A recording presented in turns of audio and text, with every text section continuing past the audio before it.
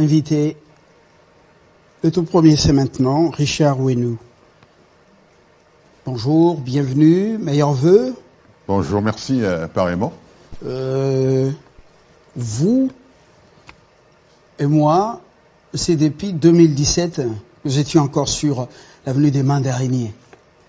Vous veniez de Landres. Ça fait, depuis là, on ne s'est plus revus. Mais l'Éternel, Dieu a voulu qu'on se retrouve. C'est ça, justement. On s'est perdu des vues et des contacts. Ouais. Vous êtes expert en financement des infrastructures et partenariat public-privé. Ce qu'on appelle 3P là. Oui, le PPP. C'est ça, non? Oui. PPP. Oui. Partenariat public-privé. Oui. Vice-versa, partenariat privé-public. Voilà. On peut intervenir. Oui, on peut intervertir cela, oui. On peut. Vous vivez à Langres. Oui. Qu'est-ce que vous avez fait comme études? Je suis, pour commencer, ingénieur civil de mine. Ingénieur Civil de mine. des mines. Oui, oui. Et après, Un minier qui a fait, un métallurgiste qui a fait la conversion professionnelle. non, un mineur qui a fait une conversion professionnelle vers les finances avec un master en gestion des entreprises, MBA, finance. Et dès lors, c'était à l'époque où on était en plein dans la privatisation. Et il y avait des vérités sur lesquelles les prémices de privatisation étaient basées, mais qui ne se justifiaient pas. Et cela a attiré l'attention pour dire qu'il faut peut-être essayer de travailler aux côtés des pouvoirs publics pour leur faire comprendre que... Vous allez parler un peu à haute voix. Ah ouais. Moi, je suis dans l'ambiance de ce show matinal. Ouais. On débarque dans les salons des gens. Ouais. Il faut que ce qu'on dise vraiment leur arrive. Ouais. Je serai incisif dans le questionnement. Je vous en prie. Richard Ouenou, Ouais. nous parlons justement du partenariat public-privé en République démocratique du Congo. Ouais. Est-ce une opportunité ou tout simplement un guet-apens, en français facile, un piège fiscal multigénérationnel? C'est la question. On n'a rien affirmé. Vous vous souvenez de l'expertise, l'expérience dans ce qu'on a appelé, à travers ce qu'on appelait COPIREP, et on avait la Banque mondiale et Fonds monétaire international derrière pour accompagner le Congo dans cette démarche. Quel est votre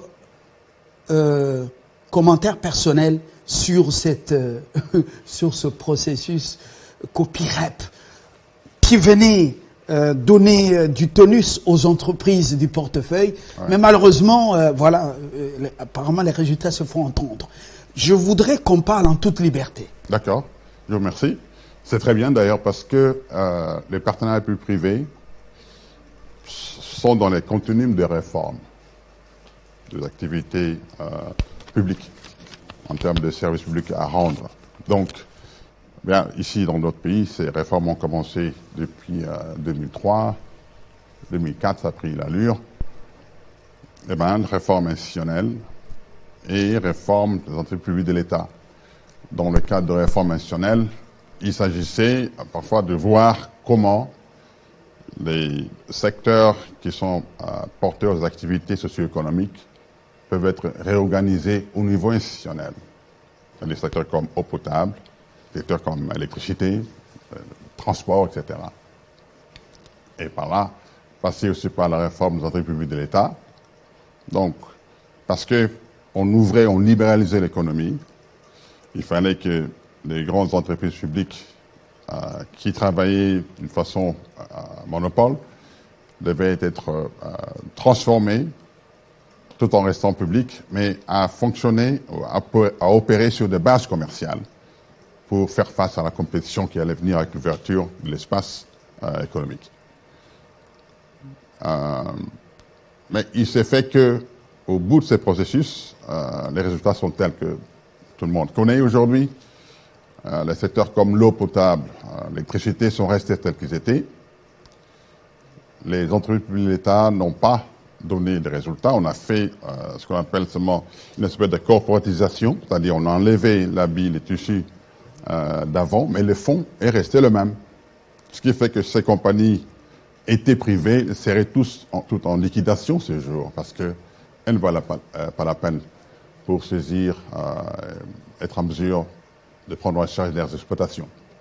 Donc, la réforme n'a pas abouti alors qu'elle était accompagnée par les structures que vous avez nommées, Banque mondiale, BAD, etc.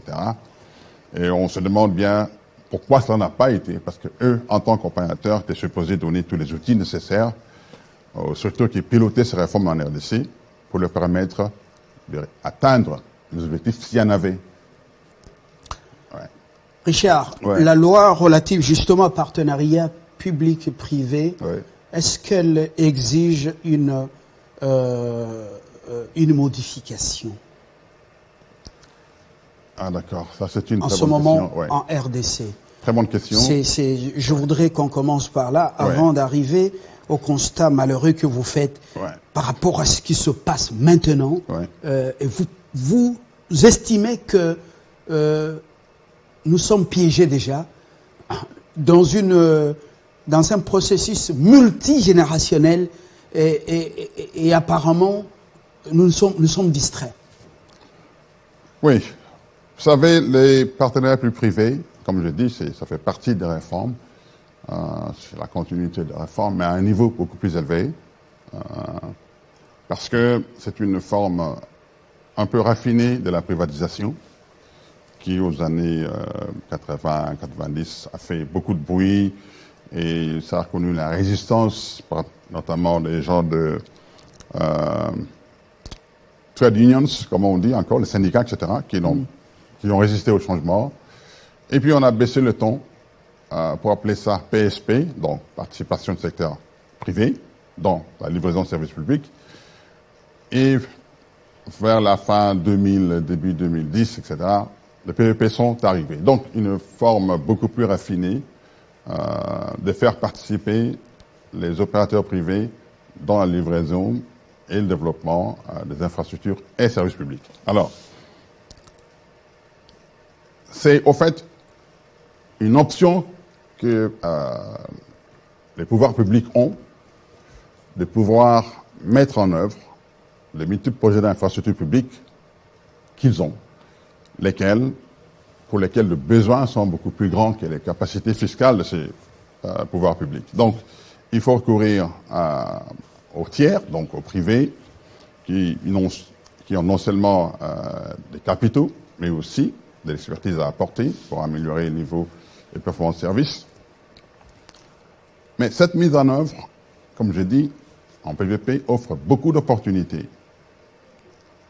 Mais ça peut aussi être un couteau à double tranchant si l'opérationnalisation de ce mode de mise en œuvre n'est pas fait d'après de certains principes. C'est-à-dire... Et quels sont ces principes? Ouais.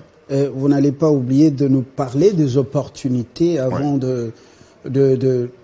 d'exploiter ce que vous jugez, vous pensez que c'est un piège. Oui, quels sont ces principes? Ce principe, c'est notamment... Vous savez, quand vous envisagez un voyage, n'est-ce pas, vous devez en déterminer la destination et, bien sûr, l'itinéraire que vous allez prendre. De la même façon, pour les PPP, il faut qu'il y ait une feuille de route. Il faut qu'on sache qu'est-ce qu'on poursuit et quel est le chemin à suivre. Et cette feuille de route est tracée dans ce qu'on appelle le cadre des PPP, le cadre de partenariat public-privé. Qu'est-ce que ça veut dire? Ce jour, dans tout le pays, les PPP sont un concept nouveau. Les pouvoirs publics et leurs agences ont beaucoup évolué dans le domaine des marchés publics. Et ça, c'est une espèce de new ball game, comme on dit en anglais. C'est un autre niveau des jeux, les PPP. Alors, pour revenir à la loi dont vous avez parlé, la loi a été produite par les gens qui viennent du marché public sans avoir un entendement de ce que sont les PPP. si les marchés publics sont régis par un cadre composé d'un seul élément, cet élément, c'est la loi des marchés publics.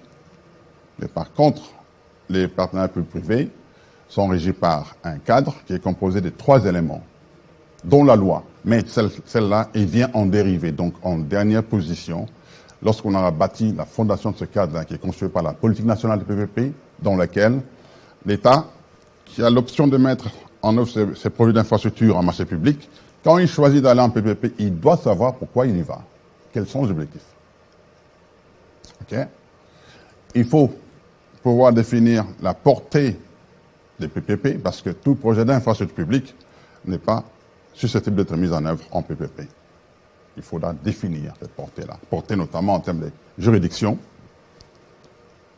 On est aujourd'hui dans un environnement de décentralisation où la loi qui est sortie, qui est à corriger d'ailleurs, s'applique-t-elle sur l'étendue de la nation et qu'en est-il au niveau des entités décentralisées? Va-t-elle être d'application ou pas? Donc il faut tenir compte de cette juridiction d'application d'une loi éventuelle qu'on va produire. Et puis des deux, la taille des investissements. Vous savez, pour finaliser un PPP, c'est un travail rigoureux qui prend des années d'ailleurs. Est-ce qu'un projet de 10 millions, 20 millions de dollars américains doit-il qualifier au titre de PPP? Parce que dans le PPP, il y a des coûts transactionnels qui sont très élevés.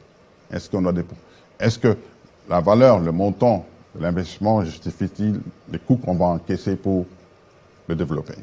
Donc, il faut définir la taille de projets qui doivent qualifier au titre de PPP. Okay? C'est parmi les préalables. Oui, oui. Préalable au niveau de la politique nationale, qui est la fondation des partenariats publics-privés. Donc, la loi intervient en dernière position. Oui, oui.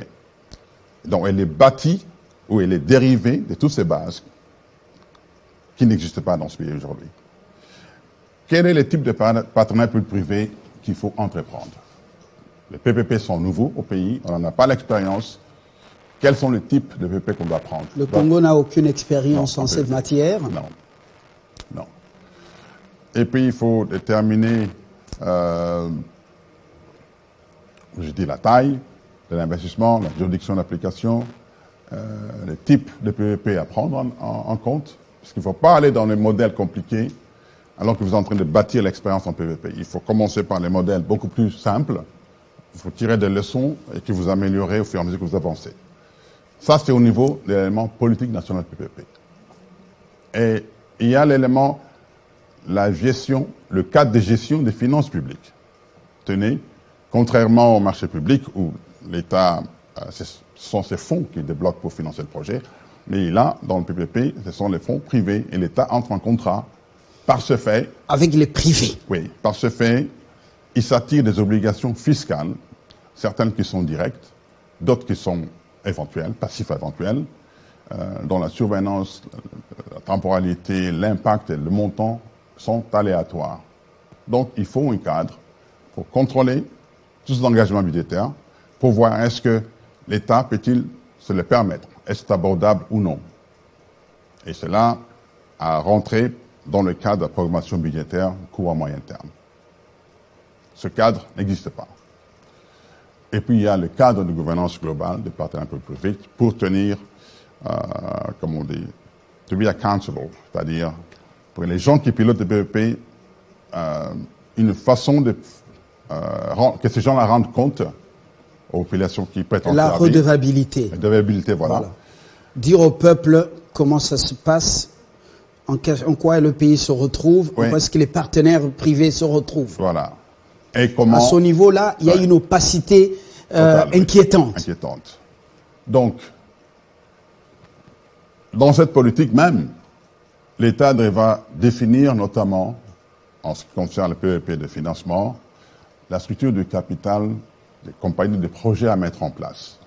Vous savez, la tendance naturelle des investisseurs, c'est d'utiliser, de profiter au maximum du levier financier d'un projet. C'est-à-dire, on peut amener 1% de fonds propres et 99% d'endettement. Donc, faire des dividendes sur l'investissement qu'on n'a pas financé. L'État devra, dans sa politique, définir notamment quelle est la limite, quel est le minimum de fonds propres et le maximum d'endettement qu'une compagnie de projet doit avoir dans sa structure de capital. Pourquoi cela? Cette espèce de garde-fou. Parce que si cela n'est pas défini dans la politique nationale PPP, les investisseurs vont, comme je dis, tendance naturelle, aller s'endetter vraiment au plus haut niveau, amener un petit peu de fonds propres, et dès qu'ils ont fait cela, le résultat, c'est qu'ils vont, au fait, financiariser l'infrastructure. C'est-à-dire, toutes les recettes générées par l'exploitation serviront en premier lieu à servir la dette, qui est trop élevée, laissant un petit peu, une petite marge pour couvrir les charges d'exploitation. Et en face, s'il y a la chance, ils peuvent réaliser des profits, mais éventuellement des pertes, ce qui fait que l'État, sur le plan fiscal, n'aura pas de taxes à bénéficier de l'exploitation de ces infrastructures-là. Donc, on aura financiarisé l'infrastructure. Alors, quand ces bases-là manquent, sur lesquelles on doit dériver la loi PPP, et qu'on produise une loi qui est flottante, ou qui n'a pas. C'est comme une maison que vous commencerez à construire par la toiture. Imaginez une maison par la toiture, dont vous n'avez pas de fondation, pas de mur d'élévation, mais vous avez une toiture, un toit qui flotte. C'est le cas actuel, on se retrouve, avec une loi qui n'a pas de base du tout, et cela fait sa porosité, ce qui fait que, quand vous lisez cette loi, je dois l'avouer, c'est une loi qui ne reflète pas vraiment la RDC. C'est un petit peu, je vais mesurer mes termes, mais c'est une loi de la honte, je dois le dire franchement. La loi relative au partenariat privé, au partenariat public-privé au Congo. Ouais, mais... Vous étiez en train de nous décrire justement les prolégomènes dans votre domaine qui est ce qui est le socle du secteur du partenariat public-privé. Ouais. Avant de revenir au constat et les dangers que court le pays et les futures générations, présentes et futures, parle-nous des opportunités, quels que soient des avantages, dans un contexte bien étudié, où le PPP est rapporteur ou est pourvoyeur pour un pays comme le nôtre, riche potentiellement et sans expérience dans le domaine, mais derrière lequel nous retrouvons les institutions de Bretton Woods qui nous font miroiter des choses. Parlons-nous-en. D'accord. Donc, ce que je veux dire, c'est que les PPP sont une formule beaucoup plus raffinée de faire participer le secteur privé dans la livraison des infrastructures et services publics. Donc, par ces modes de mise en œuvre, tenez, ce sont des contrats de long terme, du moins pour les PPP de financement, qui, lors de leur mise en œuvre, amènent non seulement les capitaux pour développer de nouvelles infrastructures, mais développent un pool de capital humain par rapport aux différentes phases de vie de ces projets-là. Tenez, ce sont des projets de 30, 40 ans, 50 ans même. Et dans cet exercice, on forme les gens, on développe les compétences des gens sur différents aspects liés au projet, au financement, aux investissements, etc. Donc, là, c'est quand les choses sont bien faites qu'on va avoir on va tirer ces dividendes-là. Mais si les choses sont faites de manière cavalière, comme ça semble malheureusement dans ce pays aujourd'hui, ce qui fait que, je vous ai dit, rappelez-vous au départ, que les PPP sont un couteau à double tranchant. Il y a le côté opportunité qu'ils peuvent offrir quand c'est bien fait, mais il y a le côté négatif qui est là, qui fait que si ça ne marche pas, ça va avoir un poids fiscal très lourd sur les pays qui ont en fait capoté les processus en question. Démontrez-le que effectivement c'est un guet-apens, c'est un piège fiscal multigénérationnel. Oui, parce que vous savez, les PPP sont des projets d'investissement capitaux. Donc, ils demandent du moins PPP de financement, parce qu'il faut faire la différence entre PPP d'exploitation, où l'intervenant privé, le partenaire privé intervient de manière ponctuelle sur une phase spécifique du projet, mais sans toutefois avoir l'obligation contractuelle de financer le petit travail. C'est-à-dire qu'il vient soit pour faire un contrat de gestion, c'est un PVP de 5 ans, un contrat d'affermage jusqu'à de l'eau potable jusqu'à 10-15 ans, etc. C'est une phase spécifique où ce partenaire intervient. Donc, il n'a pas d'obligation de financer l'investissement. Tandis que le PEP de financement, que le pays cherche d'ailleurs, à court le prix, celui-là, l'intervenant privé participe sur tous les cycles entiers de vie de projet, donc de la conception du projet, de son développement, de la construction, bien sûr, du financement, de la construction, de l'exploitation, jusqu'au retour éventuel des biens sujets aux termes contractuels. Donc,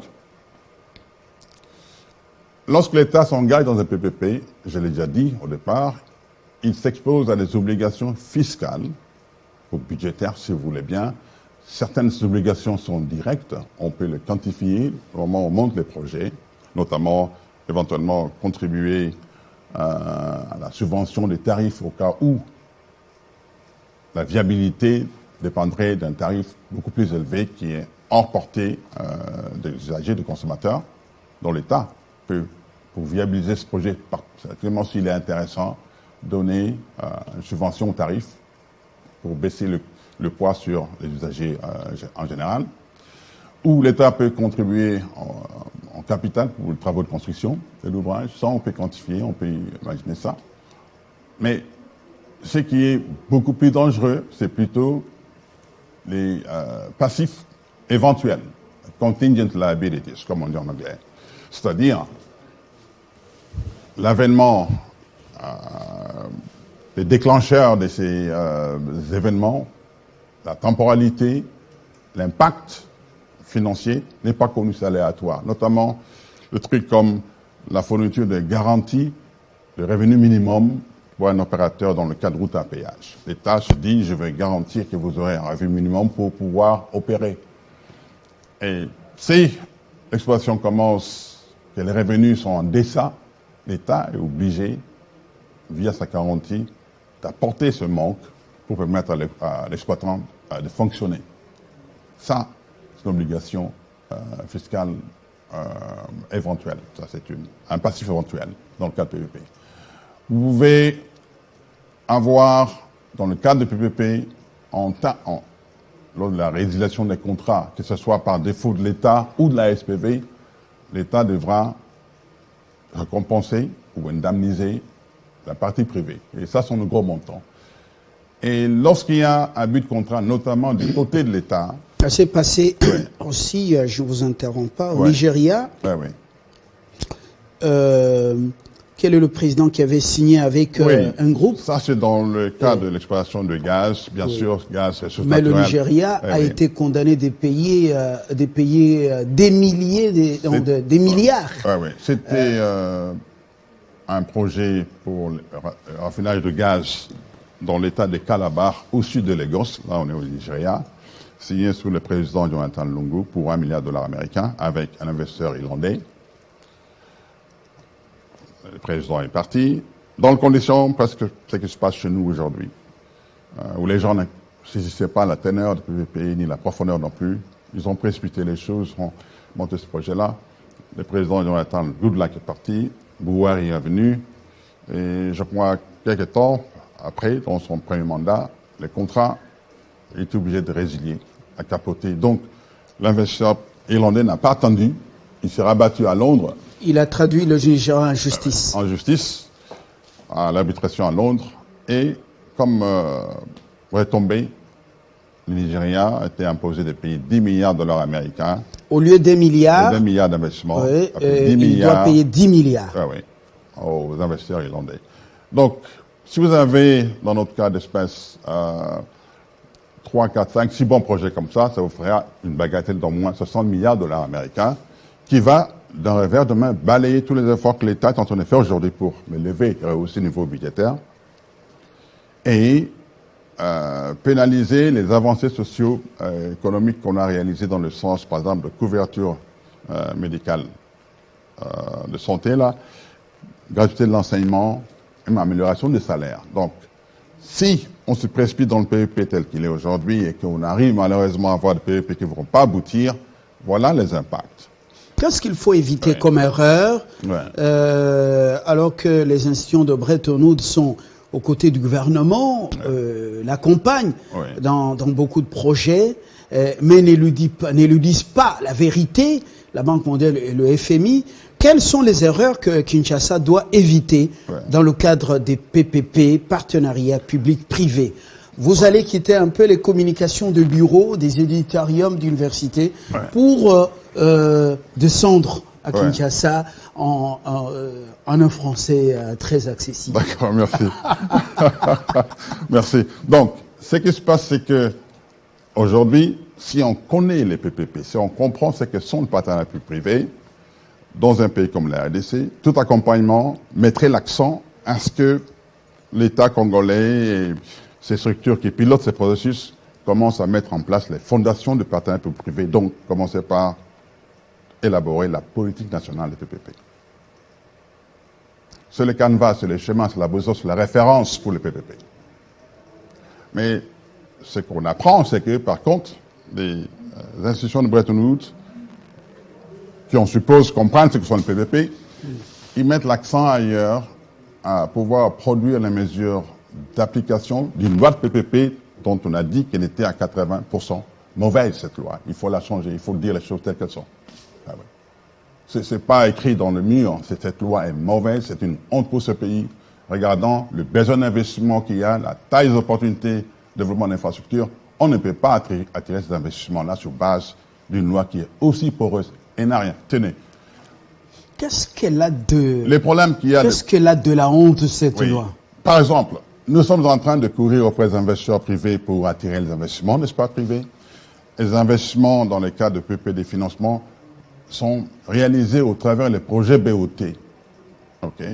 Et les projets BOT ont des principes de base pour la mise en œuvre, notamment principe de passation de marché, qui est différent de passation de marché public.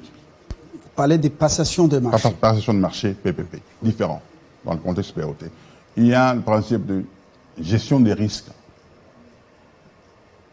Il y a le principe de la bancabilité de ce projet et mécanisme de protection des créateurs et leur sécurité, en plus de rehaussement de crédit. Credit enhancement, comme on dit en anglais.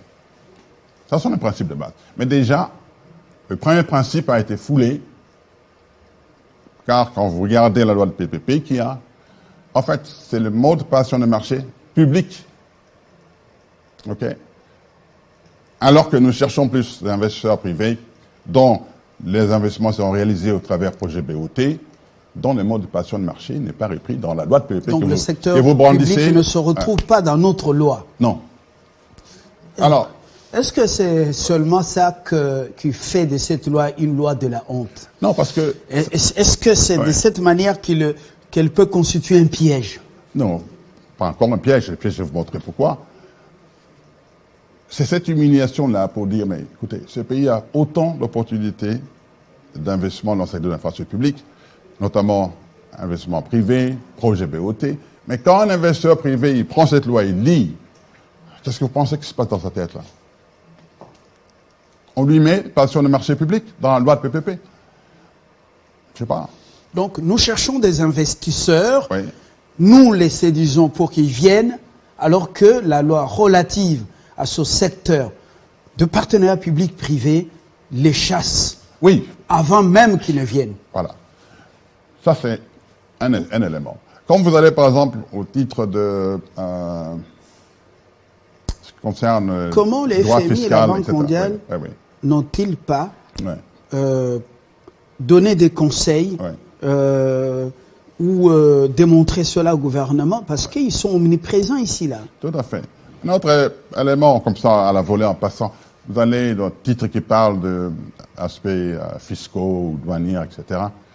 Vous lisez là-dedans, par exemple, qu'on va donner aux investisseurs privés une exonération de, 15% sur les 3 premières années. Donc, on va les exonérer des droits d'impôts et taxes sur 5 premières années. Alors, 15% d'exonération. La question de savoir pourquoi seulement 15%? Pourquoi ne pas leur donner 50%? Parce que vous les attirez par ça, non? Donnez-leur carrément 70% d'exonération. 50%. Ils donnent 15% sur 3 ans, ils ne vont pas payer d'impôts, ni de taxes, etc. Et ça démontre simplement qu'on ne saisit pas de ce de quoi on parle. On ne va pas attirer les investisseurs en leur donnant des exonérations, pas du tout. Un investisseur privé, notamment dans le cas où il doit apporter ces financements-là, est attiré par la qualité du projet. Okay. Si le projet est mauvais, vous pouvez donner 100%. Personne ne viendra. Ça, ce sont des lois qui sont biaisées, au fait, pour faire fuir les recettes fiscales. Déjà, quand vous regardez les codes d'investissement en amont, il y a autant d'exonérations qu'on ne trouve nulle part ailleurs. Alors, on continue à en donner dans le PPP. Sur quelle base, on ne sait pas. Alors, ça, les dispositions comme ça sont à élaguer de cette loi-là. Il y en a des multiples. On ne devait pas exonérer. Pardon? Est-ce que ce n'est pas une approche pour les attirer? Exonération de 15% sur une durée de 3 ans, par exemple. L'investisseur, en venant, il a déjà fait sa modélisation financière. Il sait exactement combien il aura. Il n'a pas besoin de exonération. On n'aura pas besoin de ça. Si le projet est bon et que ce rendement cadre dans le rendement cible qui s'est fixé dans le cadre de ces investissements, il viendra. Mais vous pouvez donner 100% et que le projet est mauvais, personne ne va venir. C'est cet entendement-là qui fait que cette loi doit être changée d'office. Et alors, pour nos amis de Bretton Woods, etc., s'ils comprenaient ce que sont le PPP, ils auraient dû commencer par aider l'État congolais à poser les bases des PPP. Pas en les encourageant à aller commencer à produire des mesures d'application d'une loi qui est telle qu'on a discuté. Et s'ils font ça, on peut se poser des questions. S'ils connaissent les PPP et qu'ils ignorent d'amener l'État congolais dans la voie qui va l'aider, donc, pourquoi le ferait-elle? Et les choses telles qu'elles sont, hein, si cette voie-là, c'est celle qu'on va pouvoir poursuivre, je peux vous dire que ça va mener à une espèce de perdition fiscale pour l'État congolais. L'État congolais sortira des processus de PPP sérieusement blessé, des grandes blessures qui vont prendre du temps à cicatriser. L'État doit se saisir de cette question aujourd'hui pour recadrer les processus de PPP dans le pays. D'autant plus que ces processus sont encore au début, on n'a même pas encore avancé. Et c'est maintenant qu'il faut corriger les choses. Pensez-vous que les partenaires de Bretton Woods soient ignorants de ces principes fondateurs du partenariat public-privé?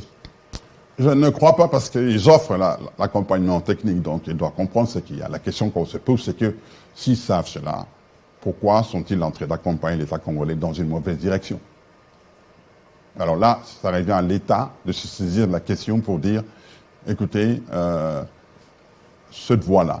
Mais pour ce faire, comme j'ai dit, les partenaires publics privés, c'est un autre niveau d'activité qui dépasse les formations qu'on a toutes eues, formation des bases, ingénieur, juriste, économiste, financier, ça dépasse ça. D'accord? Vous pouvez être docteur en informatique, en mine, en finance, tout ça là. Mais vous n'avez pas les compétences en PVP. Je vais vous illustrer cela. Illustration. Regardez, dernièrement, le chef de l'État a invité à lancer la mobilisation de jeunes pour l'armée, n'est-ce pas? On a recruté beaucoup. Et ces jeunes sont où aujourd'hui? Ils sont en formation. D'autres sont déjà déployés après la formation. Mais pourquoi on ne les a pas envoyés directement au front pour aller combattre les armes? Mais il faut les rôder, il faut leur inculquer le patriotisme parmi eux, et l'armée. Ils viennent de différentes backgrounds, comme différents backgrounds. Il y a un diplôme d'État, il y a des universitaires dedans, tout le monde est là. Former chacun dans sa discipline. Mais ils n'ont pas l'art militaire. Il faut les former dans l'art militaire. C'est la même illustration qu'on fait pour les PPP. Il y a des gens compétents ici dans leurs domaines respectifs, économie, finance, etc. Mais ils n'ont pas la technique de PPP. C'est ça le problème. Et le remède à ça, c'est qu'en ce moment où les PPP comme je dis, c'est un couteau à double tranchant. Si bien fait, ils peuvent amener beaucoup d'opportunités dans ce pays. Si mal fait, ils peuvent être une blessure fiscale sérieuse pour ce pays sur des générations, et ça va prendre du temps pour guérir. Donc, moi je crois, pour aller de l'avant, l'État devra saisir cette question et frapper du poing sur la table pour recadrer les processus. Ne pas se laisser embobiner par l'accompagnement des bailleurs. C'est bon. Écoutez, il ne faut pas me comprendre de travers. Je ne dis pas que l'État congolais ne doit pas travailler avec les bailleurs. Non, je ne dis pas ça. Les bailleurs sont les bienvenus, mais l'État congolais doit avoir la capacité de cerner quel type d'accompagnement on lui donne. Ah ben, c'est un accompagnement du type, celui qui est donné dans le cas de PPP, qui, connaissant les domaines, je sais de quoi je parle.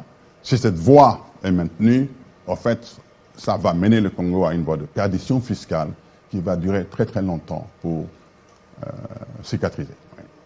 Et avec des conséquences dans la vie des futures générations. Oui. Nous vous aurons dans un format élaboré avec, donc co-animé avec une consoeur, mais je voudrais que, parce que c'est le moment, si l'expertise manque, pourquoi ne pas faire une proposition de loi portant modification de celle qui existe de la honte, selon vous, Oui. faire endosser, par exemple, par un député ou un sénateur, ou bien faire la proposition à un membre du gouvernement. Et bon, on pourra en parler davantage. Ce sera peut-être évoqué dans ce format co-animé avec une consoeur qui maîtrise bien donc le secteur économique et les finances. D'accord. Voilà. Ouais. Et nous serons là pour compléter avec nos blabla. Richard Renaud, je vous remercie pour ce matin. Merci d'avoir introduit cette matière très très technique. Je rappelle que vous êtes expert en financement des infrastructures et partenariats publics-privés. Avec vous, on a évoqué les PPP, opportunités ou guet-apens fiscales multigénérationnelles pour le Congo. Voilà. Nous jetons l'encre par ici avec l'espoir de vous retrouver demain, le jour de la grande visite papale au Congo. Bienvenue au pape François Ier. Ça coïncide bien avec votre séjour au Congo. Vous restez ailleurs, mais votre âme bat, votre cœur bat au Congo. Très, je dirais, excellente journée à toutes et à tous. Mais ce que je voulais ajouter, si je peux, Oui. c'est que en ce moment, si peut-être on pourra en parler prochainement. On pourra en parler prochainement. D'accord. D'accord. Okay. Alors, nous allons attendre avant de nous lever.